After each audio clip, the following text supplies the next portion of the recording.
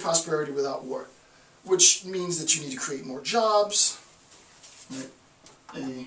Increase jobs. This sounds like a contemporary discussion we should be having. This is like, you know, this is political discourse salivating now. It's exactly the same sort of dilemma we find ourselves in. Stop the rise of cost of living, decrease cost of living,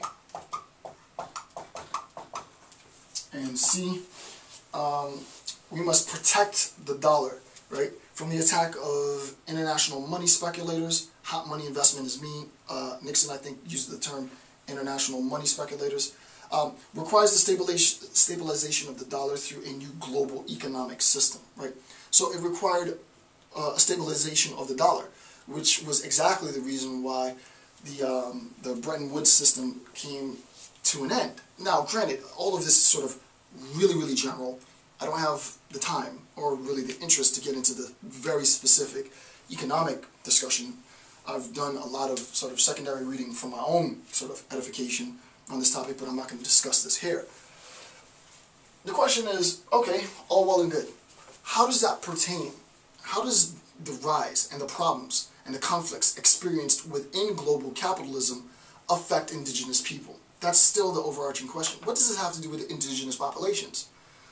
What's important to recognize, what is of primary importance to recognize, is that indigenous populations are, and I'm going to discuss this in the next section, indigenous populations are unequivocally, undeniably marginalized populations. They're not only marginalized on a global scale, right? They're globally marginalized, but even within their own nations, within their own respective states, they're marginalized, right? So they're like at least twofold marginalized populations, right?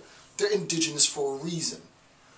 Global capitalism is always looking for a way to create it in sort of the boogeyman sense. I don't particularly like that sort of characterization of global capitalism, because I do believe there are some benefits, as perverse as it seems. Most academics don't share my view, but that's, you know, it's my view.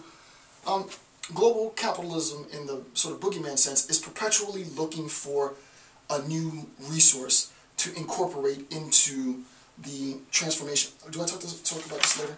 I don't think so, so I'll talk about it now. Oh, I do. I do perpetually look for a new resource to transform, and I'll talk about this more in the what's known as the Marxian sort of CMC, right? Commodity, money, commodity exchange. So you buy products really low, you sell the products to make a profit, use some of that money to buy more products, to sell products, and so on and so on and so on, right? Sort of, that's a model. That model itself has been changing, but I'm not going to get to that. So capitalism, the dollar is being threatened. Let's say, we'll use the example in the United States, for example. Capitalism, the dollar is being threatened. Insofar as it's being threatened, we need to find new means of securing that dollar. Innovation, industry, textiles, specifically with respect to the Vietnam War, rubber, etc. You fill in the blank with your favorite natural resource, right? Contemporarily speaking, oil, whatever the resource might be, rubber, oil, coffee even, rice, sugar, these things, right? The problem is that the collection, I'm going to go and do a real full analysis in about an hour from now. And the lecture's weird because I'm in the middle of a lecture saying an hour from now, but in like about an hour from now, I'm going to go into a full-blown analysis of this process. But global capitalism is looking for, in a general sense, and I'm making a bit of a caricature so that you can understand, global capitalism recognizing it's weakening, right? I need capital, I need money to survive, right? It's like energy, like money makes me strong, so I need to make more money. My money reserves are getting low. Where can I find a new opportunity to get money? Oh wow, there's a new resource. Unfortunately, there happens to be people there, indigenous populations that are there. And I have a threat, right, as we saw before. I think I erased it. But there's a threat, as Nixon himself said, right? There's a threat by money speculators, foreign money speculators to the dollar. But it's not just the U.S. saying this, Russia's saying this, and China's saying this, and European Union now, in a contemporary sense, is saying this. Everyone's saying this, right? There's a threat to our dollar, and it's legitimized. So what we need to do is we need to bolster that threat. How do we bolster ourselves from that threat? We got to make more money. We have to find new, innovative ways to harness energy and sell that, and we have to find new, innovative ways to you know, make whatever it is that you want.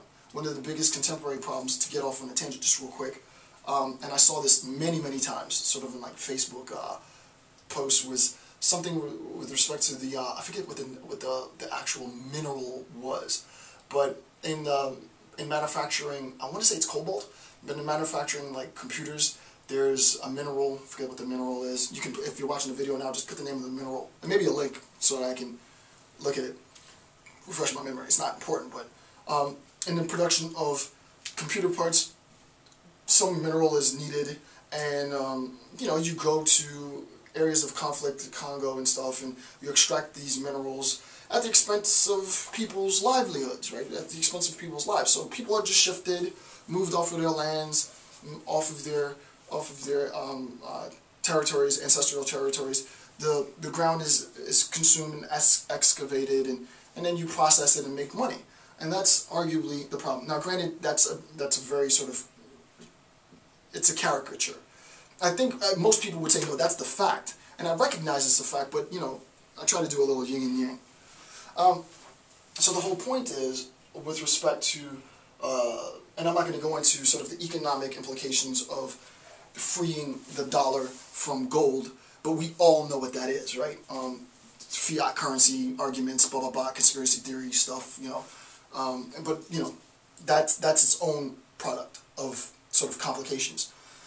What I am interested in, however, is a recognition not so much of the consequences, right, but a recognition of the conception that the dollar is being threatened. It is the conception that the dollar is being threatened, whatever dollar that might be. It could even be the global dollar, right? That there is a threat, an economic threat that, and I want to make sure this is clear because it's very complicated, right? It is the perception that there is a threat that sort of legitimizes the industry of capitalism in a negative sense to further expand deeper into indigenous populations in order to reinforce itself with requisite resources and such in order to generate more capital.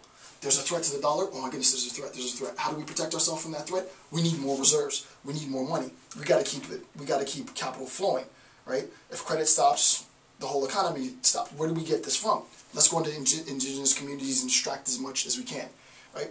And you can see immediately why a contemporary discourse on human rights and indigenous populations, I would say it's almost inextricably linked. I don't know if it's that severe, but it's definitely bound with, if not inextricably bound with, a recognition of environmental rights, right? The rights of indigenous people is an environmental right as well, right? Because it's their land, right? It's their land, it's their resources that are being threatened directly. I think maybe incidentally it might be their lives, right? But I think directly the threat is the land, their resources. Insofar as their land and resources are being threatened, global capitalism, as personified in this sort of story, this narrative that I'm telling, justifies it by, listen, the global economy will collapse if we don't get more capital. And we've tried to get capital from everything that we can, and we can't pull blood out of a stone. You guys have a ton of resources. Unfortunately, we're going to need those resources from you, right? And thus the escalation of conflict. Later, what I'm going to do, not in this section, in the next section, in section 6.1, I'm going to go through and do a very systematic discussion of specifically that concept to make more sense of it. So stick around, and if this seemed a bit technical, a bit confusing, it'll be made a lot clearer, and I'll just give you a little hint of what I'm about to do in a couple of minutes. Is I'm going to use the movie The Avatar, not The Last Airbender, which was awesome, but The Avatar, the Blue People. I'm going to use the movie The Avatar to explain specifically the relationship between global capitalism and indigenous populations, and I think that will help you to understand, because we all love the movie Avatar. It was great. Okay, so with that, stick around for that discussion. I'm about to have that discussion next, and I want to thank you for taking the time to watch my video on human rights and indigenous populations. I'm Dr. Jason J. Campbell. Have a good day.